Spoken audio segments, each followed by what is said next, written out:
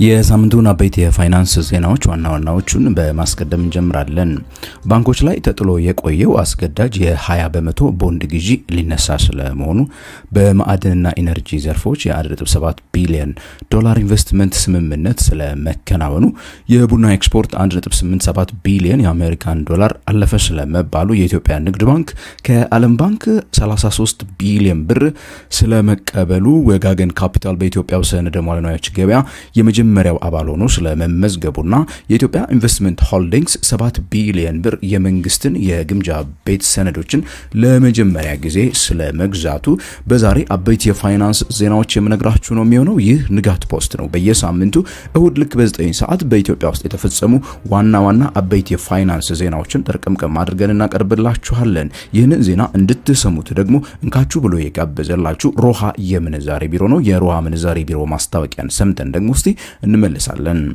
የውጭ ሀገራት ገንዘቦችን መግዛትና መሸጥ እንደ ዘንድሮ ቀሎ አያውቅም ይለናል ሮሃ የምንዛሬ ቢሮ።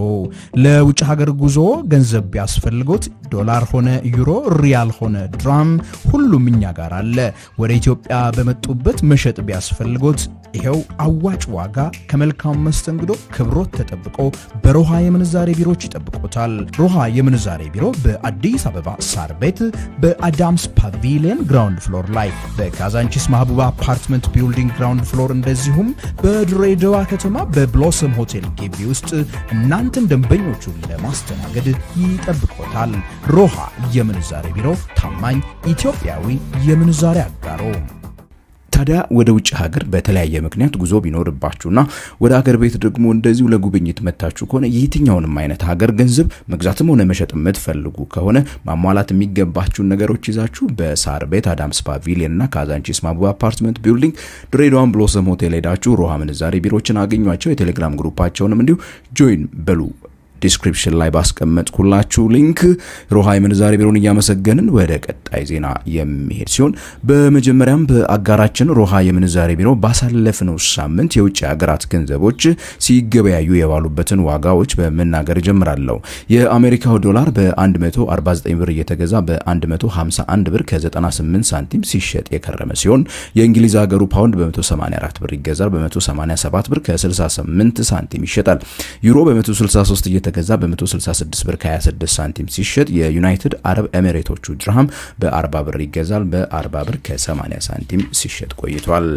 በሌላ ዜና ባለፉት ጥቂት ዓመታት ባንኮች ላይ በአስገዳጅነት ሲተገበሩ የቆዩና የዘርፉን እድገት አንቀው የያዙ ህጎች በቅርቡ ሙሉ ለሙሉ ሊነሱ እንደሆነ የብሔራዊ ባንክ ገዢው ማሞ ምህረቱ ተናገሩ።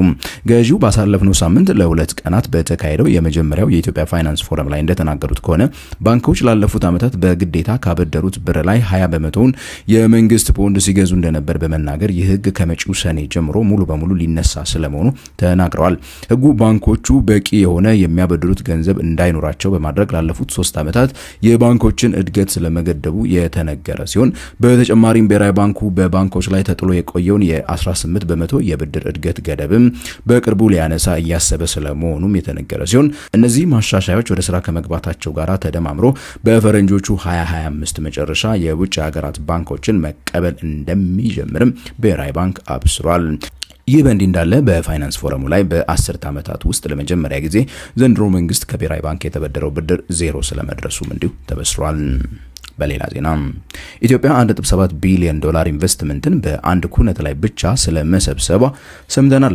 ባሳለፍነው ሳምንት በአዲስ አበባ በተካሄደው ኢንቨስት ኢን ኢትዮጵያ በተሰኘው ዓመታዊ ኩነት ላይ ከተለያዩ ሀገራት ኢንቨስተሮች ጋራ ስምምነት ስለመፈረሙ የኢትዮጵያ ኢንቨስትመንት ኮሚሽን ይፋ ያደረገ ሲሆን፣ በዚህ መሰረት የቻይና ተቋማት ዋነኞቹ የኢንቨስትመንት ምንጮች ሲሆኑ፣ ሁዋንጂ ማይኒንግ ፕሮሰሲንግ የተሰኘ ተቋም 500 ሚሊዮን ዶላር ኢንቨስት በማድረግ የማዕድን ልዩ ኢኮኖሚ ዞን እንደሚያቋቁም ሰምተናል።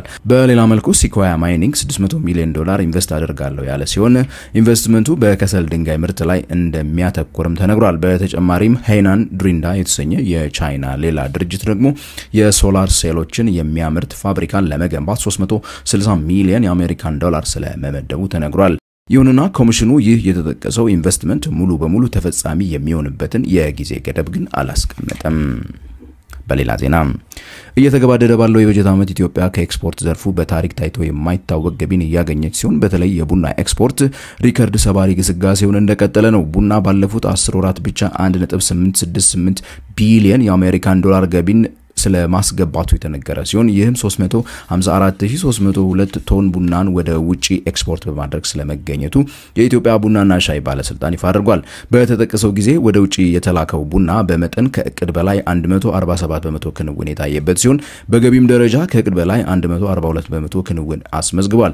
የኢትዮጵያን ቡና በመግዛት ጀርመኒ፣ ሳውዲ አረቢያና ዩናይትድ ስቴትስ ኦፍ አሜሪካ ቀዳሚዎቹ ሀገራት መሆናቸውን የባለስልጣኑ ዳይሬክተር ጀነራል ዶክተር አዱኛ ደበላ የተናገሩ ሲሆን ጀርመን 295 ሚሊዮን የአሜሪካን ዶላር፣ ሳውዲ 290 ሚሊዮን የአሜሪካን ዶላር እንዲሁም ደግሞ ዩኤስኤ 192 ሚሊዮን የአሜሪካን ዶላር ቡናን በእነዚህ ባሳለፍናቸው 10 ወራት ስለመግዛታቸው ተሰምቷል።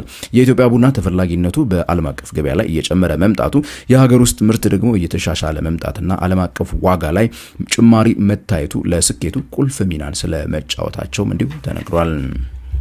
በሌላ ዜና የኢትዮጵያ ንግድ ባንክን ከመክሰም አደጋ ታድጎታል ተብሎ በጠቅላይ ሚኒስትሩ ካሁን ቀደም በፓርላማ ይፋ የተደረገው የገንዘብ ድጋፍ ውስጥ 33 ቢሊዮን ብሩን ወይንም 250 ሚሊዮን ዶላሩን ዓለም ባንክ ለኢትዮጵያ ንግድ ባንክ ፈሰስ ስለማድረጉ በዚሁ ባሳለፍነው ሳምንት ሰምተናል። ዓለም ባንክ ባሳለፍነው ዓመት ክረምት IMF እና ኢትዮጵያ መካከል ከተደረሰው ስምምነት ጋር ተያይዞ ሪፎርሞቹን ለመደገፍ ባደረገው ስምምነት ለፋይናንስ ዘርፍ ማሻሻያ ፕሮጀክት ብሎ 700 ሚሊዮን ዶላር ስለመመደቡ የሚታወስ ሲሆን የዚህ አካል የሆነው 250 ሚሊዮን ዶላር ሰሞኑን ለኢትዮጵያ ንግድ ባንክ ስለመለቀቁ ሰምተናል። ገንዘቡ በዋናነት የባንኩን የብድር ድልድል አቅም በማሻሻል የተሻለ ሁሉን አቀፍ ኢኮኖሚያዊ ተጠቃሚነትን ለማስፈን የሚሰራበት ሲሆን የኢትዮጵያ ንግድ ባንክን የሪስክ ማኔጅመንትና አጠቃላይ ገቨርናንስ ሂደትም እንዲሁ እንደሚያሻሽል ይጠበቅበታል። የተጠቀሰው 700 ሚሊዮን ዶላር በዋናነት ለኢትዮጵያ ንግድ ባንክ የሚውል ሲሆን የኢትዮጵያ ብሔራዊ ባንክና የኢትዮጵያ ልማት ባንክም በጥቂቱም ቢሆን የአቅም ግንባታ ፋይናንስ ተጠቃሚ እንደሚሆኑም እንዲሁ ተሰምቷል። በሌላ ዜና የኢትዮጵያው ሰነደ መዋዕለ ንዋዮች ገበያ ESX የመጀመሪያው ትሬዲንግ አባሉን በዚህ ባሳለፍነው ሳምንት ተቀብሎ ስለመመዝገቡ ሰምተናል። በዚህ መሰረት በኢትዮጵያ ካፒታል ገበያ ውስጥ የመጀመሪያው ኢንቨስትመንት ባንክ በመሆን የተመዘገበው ወጋገን ካፒታል አሁን ደግሞ በESX ላይ ሰነደ መዋዕለ ንዋዮችን በደንበኞች ፈንታ ሆኖ ማገበያየት የሚያስችለውን ESX አባልነት ፈቃድ ተቀብሏል። በዚህ መሰረት ካሁን በኋላ በኢትዮጵያው ሰነደ መዋዕለ ንዋዮች ገበያ ላይ ሊስት የተደረጉ ሰነዶችን ለመግዛትም ሆነ መሸጥ የሚፈልጉ ኢንቨስተሮች ትዕዛዞችን ማስፈጸም የሚችሉት ወጋገን ካፒታል በሚያቀርባቸው ፕላትፎርሞች ብቻ ይሆናል ማለት ነው። ከኢትዮጵያው ካፒታል ማርኬት አውቶሪቲ የሙሉ ኢንቨስትመንት ባንክነት ስራን ፈቃድ ያገኘው ወጋገን ካፒታል የሰነዶችን ድለላ ስራ ደርቦ የሚሰራ ሲሆን በወጋገን ባንክ ዋነኛ ባለቤትነት የተቋቋመ ኢንቨስትመንት ባንክ ስለመሆኑ ይታወቃል። በስተመጨረሻም በአፍሪካ ቀዳሚ የሆነው ሶቨሬን ዌልዝ ፈንድ የኢትዮጵያው ኢንቨስትመንት ሆልዲንግ በኢትዮጵያ የግምጃ ቤት ሰነዶችን በመግዛት አዲስ ታሪክን ስለማስመዝገቡ ተሰምቷል።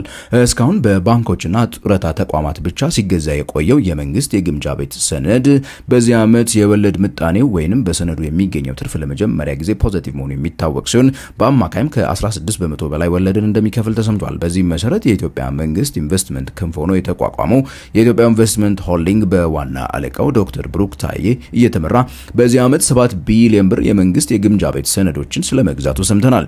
የመንግስት የግምጃ ቤት ሰነዶችን ሁሉም የሀገሪቱ ማህበረሰብ መግዛትም ሆነ መሸጥ የሚችሉበት ሁኔታን ለመፍጠር በገንዘብ ሚኒስቴር የተለያዩ ስራዎች እየተከናወኑ የሚገኙ ሲሆን በቅርቡ በኢትዮጵያ ሰነደ መዋዕለ ንዋዮች ገበያ ላይ ለሁሉም ለግብይት ክፍት ይሆናል ተብሎ ይጠበቃል።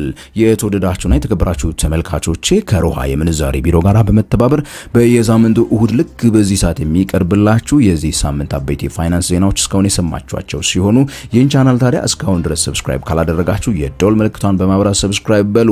ጥያቄና አስተያየታችሁን ኮሜንት ሴክሽን ላይ ጻፉልን። ላይክ እና ሼር ማድረግ እንዳትረሱ እያልኩኝ እስከ ቀጣይ ሳምንት የፍሬያማነት ሳምንት እንዲሆንላችሁ እየተመኘው የምሰናበታችሁ ከንጋት ፖስት ከመብራኑ ነኝ።